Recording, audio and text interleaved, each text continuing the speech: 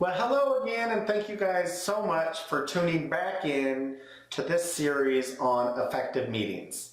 I really hope you guys found some value in the last video on the meeting invite, where we reviewed the importance of including an objective for your meeting, making sure we're always including an agenda, and when it's important to offer up some color for our meeting attendees so they have clarity on what value they're expected to bring to the meeting. And in this video, we are going to dive into setting expectations. And so it's important to note, you guys, we don't have to set expectations for each and every meeting we're facilitating, but rather should save setting expectations when it's really needed. So when we have that real rambunctious group that we need to maintain order, or we feel like we're leaving a lot of value on the table, that's when we want to invoke our setting expectations into our meetings. So for example, you guys, if we have a real hard time of getting our meeting attendees to be engaged and not to multitask, then we have to explicitly ask them at the beginning of the meeting, hey, you guys, please pay attention to the meeting, no multitasking. Facebook will still be there at the end of your meeting. The score will still be there at the end of the meeting. So please pay attention while you're at this meeting. Most of the time that will do the trick, and you will have very engaged, attentive meeting attendees. There will be the rare occasion that we'll have the rogue human that just cannot not check the score, reply to that email, or check the Facebook post. And you have to determine if it is conducive for your company's culture to have potentially devices put in a basket where they just can't get their hands on them until after the meeting, and kind of forcing the engagement. So use your best judgment. I have seen it work both ways. Sometimes if you catch somebody multitasking, you can simply say, hey, what's the score of the game, or make some joke, and then they'll get the point. Oops, okay, that was not appropriate, and they won't do that again. Another expectation setting item I really wanted to cover in this video, you guys, relates to action items.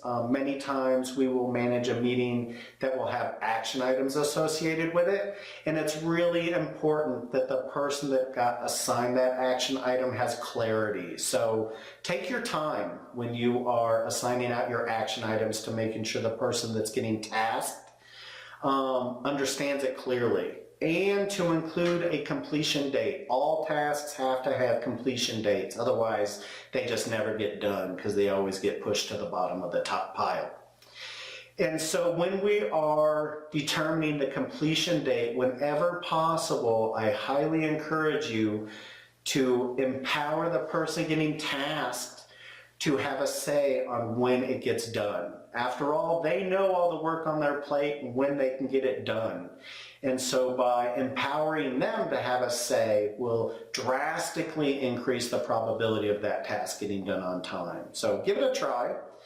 And I would also ask that you guys request that the person that gets assigned a task explicitly knows that if they have an inkling of worry that that task is not going to be completed on time, to let you, the meeting facilitator, know that. So you can jump back in the game and reposition that task to be completed on time. It's always a total bummer when we learned, oh, it wasn't done 3 days after the due date, right? That never makes anybody happy. And so when you just ask, hey, if you think you can't get it done, let me know, and we'll figure out together how to get it done on time. That will do you a lot of good, a lot of benefit moving forward. So give that a try. And I guess one more, meetings starting on time can be tricky, and more often than not, you guys, I don't think it's the fault of our meeting attendees, right? We're all just super busy. And so they may be coming from another meeting in a conference room that is far away, and they have to physically walk to your meeting to get there, or they need a bio break.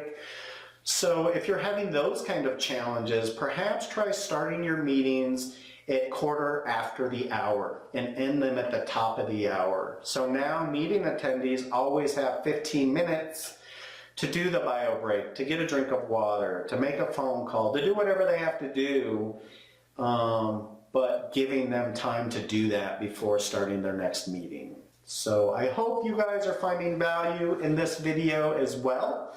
In our next video, we are actually going to facilitate that audio-visual meeting that we sent out in the meeting invite. And we will dive into the world of meeting minutes. I'm excited to share with you guys a standardized format that is extremely effective for taking meeting minutes.